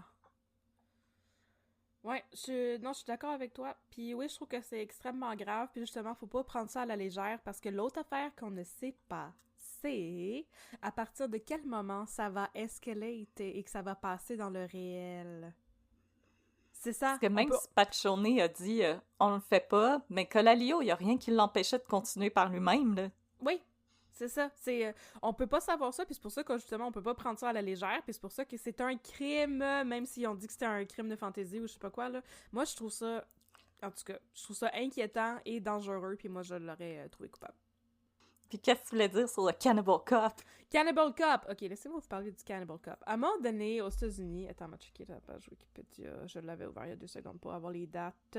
C'était... dans les années 2010. Ouais, les jugements ont eu lieu en 2014 puis en 2015. C'était un policier aux États-Unis qui écrivait des fantasmes sur des forums en ligne où est-ce que lui, il fantasmait de kidnapper, agresser, tuer et manger des femmes. Et éventuellement, ben, ça s'est ramassé en cours, puis il a été trouvé coupable par un jury de complot pour faire toutes ces affaires-là. Mais là, son cas a été porté à la cour d'appel, et la cour d'appel a renversé le verdict sous prétexte que ce n'étaient pas des vrais crimes, c'était des crimes de pensée. Mais encore là, la question qui se pose, c'est à partir de quand ton fantasme de comme... tu sais, quand tu fais des plans de plus en plus précis avec des détails et tout, c'était pour ça qu'il avait été condamné, là. C'est parce que les fantasmes qu'il écrivait sur des forums, il y avait, tu sais, des personnes qui étaient visées, puis il expliquait comment il allait procéder pour faire ces affaires-là. C'est tellement détaillé qu'on peut pas savoir à quel moment...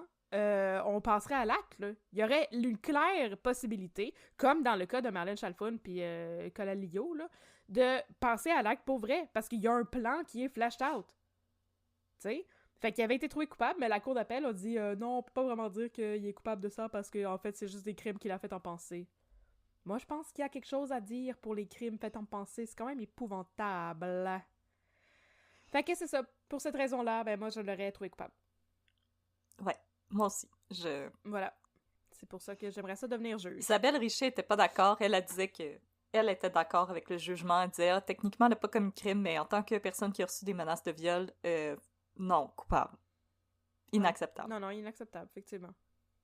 Sa pauvre cousine. Peut-être pas 20 ans en prison, là, mais comme, va réfléchir. Mais c'est aussi pour établir un précédent, tu sais. Moi, je trouve que ça aurait été important, là, justement, d'établir un précédent que quand tu corresponds avec des prisonniers, là, tu peux pas, comme, les inciter, même en pensée, à, comme, planifier d'autres crimes. Voyons donc, il me semble que ça devrait être criminel en soi. Pour ça, je comprends pas pourquoi ils lisent pas leurs lettres. Voilà. Tout, on revient à ce que je disais au début de l'épisode. Fait que c'est ça que je voulais dire avec le Cannibal Cop. Moi, je trouve que c'est un crime pareil. Ouais. Définitivement. Bon, ben, c'est tout. On a-tu autre chose à dire pour se remonter le moral? On va faire ça avec les 2 minutes de stats. Non, on peut faire le outro, là. Ah, ok, parfait. Ben, merci beaucoup d'avoir été avec nous, tout le monde. On espère que vous n'avez pas été trop déprimés par cette histoire vraiment déprimante. Si oui, on va vous promettre qu'à partir de maintenant, ça va être plus hop la vie, notre affaire. C'est pas une vraie promesse, mais en tout cas. On fait de notre possible. On parle quand même de crime. Alors, je promets que mon prochain crime, on va pouvoir rire. Mon prochain cas, on va pouvoir rire en masse. Yay! C'est super, ça! Donc, si vous avez aimé ce que vous avez entendu aujourd'hui, on vous invite à nous laisser une évaluation. Cette fois-ci, je vais le dire, de 5 étoiles sur Apple Podcast. Yay! Aussi, nous évaluer sur Spotify, sur Facebook. Vous pouvez nous suivre sur Facebook. On est sur Facebook à Un peu de crime et sur Instagram à Un peu de crime dans ton café. Nous avons aussi une boutique Etsy. Le lien est sur notre page Facebook et sur Instagram aussi, ainsi qu'un nouveau Patreon. Pipiou, pipiou, pipiou, pipiou, pipiou, pipiou, pipiou, pipiou, pipiou. Patreon, pour les intimes, est une plateforme de patronage des arts où vous pouvez donner, sous la forme d'un abonnement, un soutien financier à des projets, différents projets artistiques. Il y a beaucoup de podcasts, mais il y a plein d'autres sortes de projets aussi, de la musique, des artistes en art visuel et tout. Est-ce que vous recevez en échange de votre soutien financier mensuel? C'est une contrepartie. Nous avons 4 paliers différents. Audrey, est-ce que tu veux les nommer? Yes, sir. Alors, pour 3$, vous avez le petit espresso qui vous donne un shout-out en ondes. Pour 5$, vous avez le bon vieux café filtre qui vous donne un shout-out en ondes, accès à notre Discord où on a beaucoup de plaisir. Pour 10$, vous avez le Fancy Flat White qui vous donne tout ça, en plus d'avoir accès aux épisodes un jour à l'avance et d'avoir accès au contenu bonus 4 fois par année. Et aussi, parfois, on vous poste d'autres choses, comme l'autre jour, vous avez eu accès au contenu bonus de la vie secrète des geekettes auquel on a participé il y a quelques semaines. Ah! Et pour 15$, là, vous vous gâtez all dress. Vous avez tout ça, en plus d'avoir un paquet de 3 autocollants exclusifs désignés par moi. Et 10% de rabais sur notre boutique Etsy pour mettre un peu de crime dans votre garde-robe. Yay! Et maintenant, nous allons procéder. Catherine, si tu es prête au shout-out des nouveaux Patreons? Non, je suis pas prête! Oh non! Est-ce que je peux l'organiser? J'avais la page du Cannibal Cup ouverte sur mon téléphone, mais pas celle de la liste de nos patrons. Yeah! Bravo, moi! Ok, attends. Du, du, du, du, Do, du. do, do, do, do, do, do, do, do, do. Ok, je suis là. Ah oui, t'es là. Oui. Alors, merci Olivier Hamilton. Rachel Huard. Merci Annabelle Roger Gravel. Oh, Troquette Attitude. I like it. Merci Mélissa Bérère. Merci Christelle Ouimet. Merci Mégane. Merci Jade. Merci Mélodie Bibot. Merci Émilie. Merci Marie CG. Que Et merci Jasmine Auclair. Merci beaucoup. Merci. Yeah. Et on a un petit shout-out spécial aussi pour une auditrice qui nous a écrit que ça serait son anniversaire le 1er avril. Malheureusement, on n'aura pas d'épisode le 1er avril, mais on te fait quand même un joyeux anniversaire en nom de Samuel, qui, je crois, est notre plus jeune auditrice. Elle va avoir 14 ans. Yay! Alors, bonne fête! Samuel, on espère que tu vas passer une super journée de fête avec ta famille et tes amis. On espère que tu aimes les épisodes. Je m'excuse que cet épisode était vraiment terrible pour te souhaiter bonne fête. Je sais que tu nous avais demandé un épisode de correction. Malheureusement, on n'a pas pu en faire un. On espère que tu vas nous pardonner, mais on te jure qu'il va en avoir un. Parce qu'on se trompe tout le temps parce qu'on est de même. Oh, nous sommes humaines. Ben oui, bonne fête, Samuel. Joyeux anniversaire, bébé, c'est quoi les autres paroles? Joyeux anniversaire! Joyeux anniversaire! Voilà. Ah, ça, c'était bon. Allez. Voilà. Alors, merci à tous et toutes d'avoir été avec nous. Oui. Et si vous voulez vous changer un petit peu les idées, Oh yes. on va se rendre à l'hôpital Saint-Vincent-de-Paul pour les 2 minutes de... Ça s'appelle pas Saint-Vincent-de-Paul? Ça s'appelle juste Saint-Vincent? Non. Non. OK, j'ai inventé un nom. Saint-Vincent-de-Paul est une vraie affaire. Saint-Vincent. Ok, excusez. Ouais, hein? Stade. OK. On s'en va à Saint-Vincent. Stade!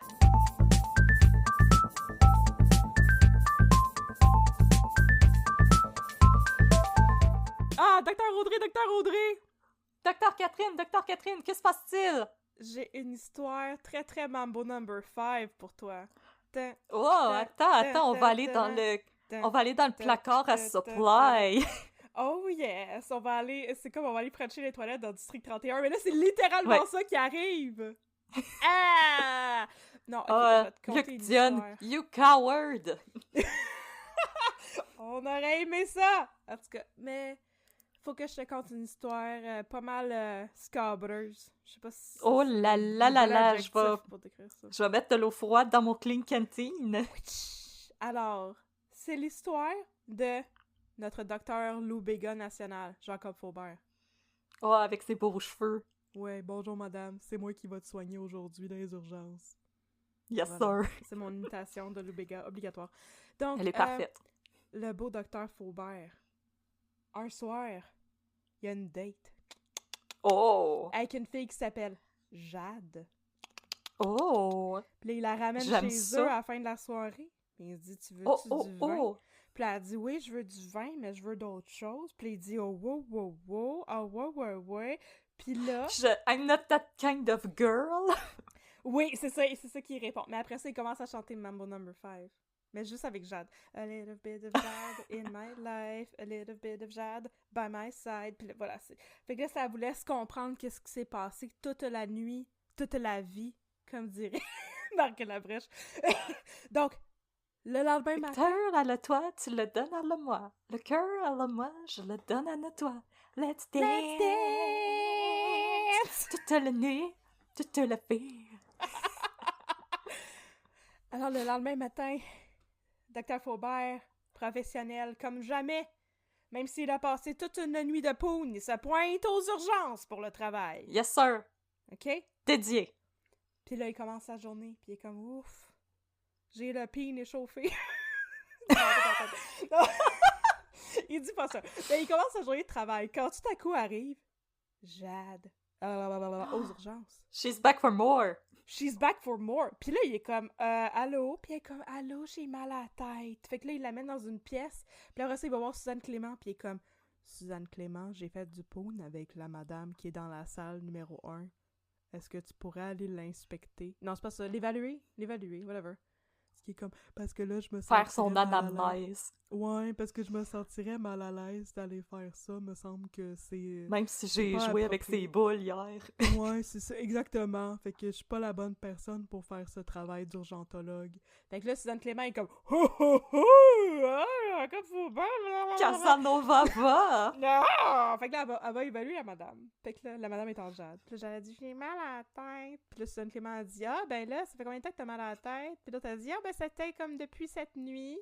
Puis là, Suzanne Clément, il demande, puis qu'est-ce que tu faisais cette nuit? Puis Jade, il répond, je faisais du pool. Le Mambo number 5. OK, parfait. Ben c'est ça a parti pendant que je faisais du pool. C'est comme, ah, OK, parfait. Fait que là, il dit, bon, on va pas, tu sais, garder sous observation, voir comment... Puis là, elle a de plus en plus mal à la tête. Puis là, ça va vraiment pas bien. Oh non! Puis là, finalement, il l'envoie passer un MRI. Puis là, il découvre que Jacob Faubert, il l'a poune tellement fort qu'il a fait une rupture d'anévrisme. Bang! Ça fesse! Hey! Marlène Chalfon, elle l'aurait aimé, Jacob. Oh yeah! Mais c'était comme une rupture d'anévrisme totalement consensuelle. Yes. 2 fois plutôt qu'une qui nous spécifie dans l'émission. C'était vraiment comme tout un feast. C'était stat, là. C'était pas un épisode de Sex Sent Me to the ER.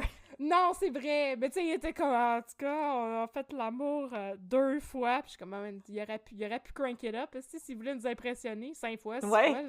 C'est ça, j'étais comme 2 fois. C'est une fois le soir, 2 une fois le matin. Monsieur. 2 fois. Fait que c'est ça, il l'a poune tellement fort qu'elle a fait une rupture d'anévrisme. Oh yeah.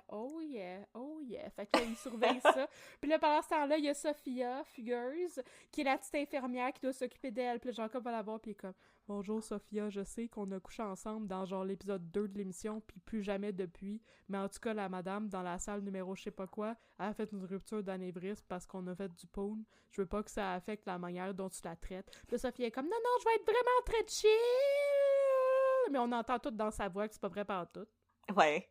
Puis quand il pitch un bolus par la tête. Ouais, c'est ça. Quand il fait des fuck you en s'en allant d'un passage. Je vais pitcher 50 cc de bolus par la tête. Fait que, non, c'est ça, elle est le contraire de chill, elle est comme... je t'ai-tu accidentellement étranglé?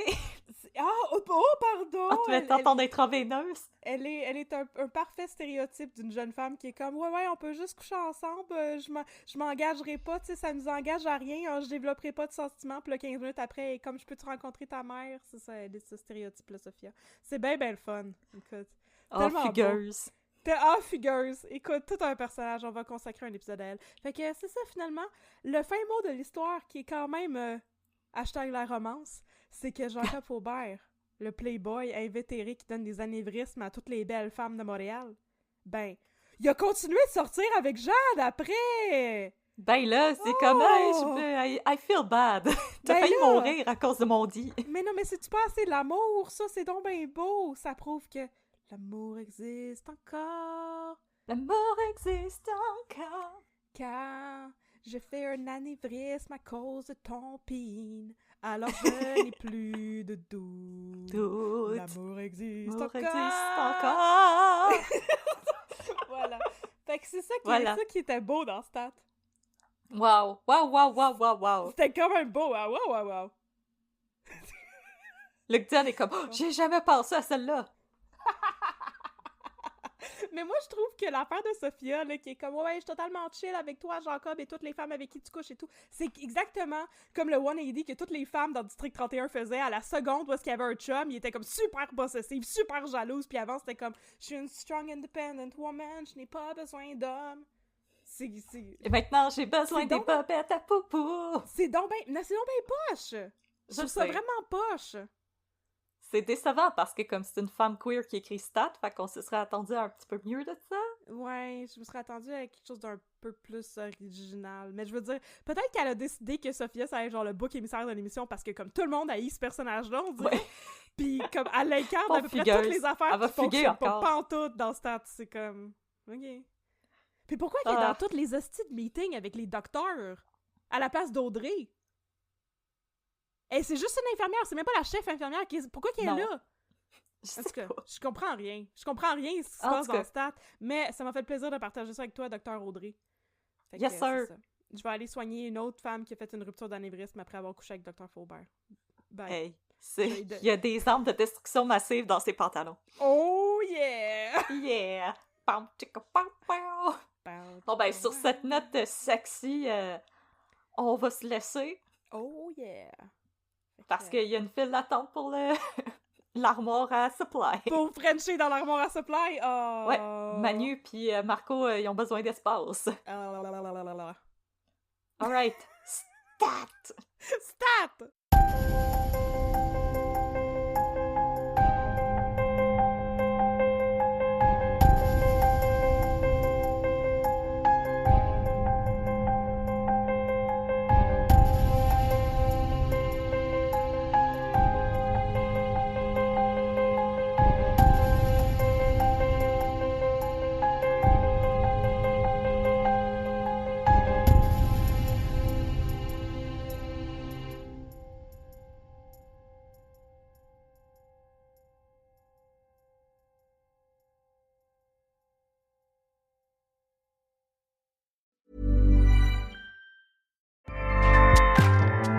Acast powers the world's best podcasts. Here's a show that we recommend. Lies, exploitation, and the American dream turned nightmare. This is Big Sugar, a deep dive into the inner workings of the sugar industry. I'm Celeste Headley, and in a new podcast, I'm investigating a true crime story like no other about the men who risked their lives to cut sugarcane. In Big Sugar from iHeartMedia, Imagine Audio, and the teams at Weekday Fun and Novel, I'll unravel a decades-long fight to get justice. If they were right, then these workers were owed tens of millions of dollars in extra wages. Listen to Big Sugar wherever you get your podcasts. Acast helps creators launch, grow, and monetize their podcasts everywhere. Acast.com.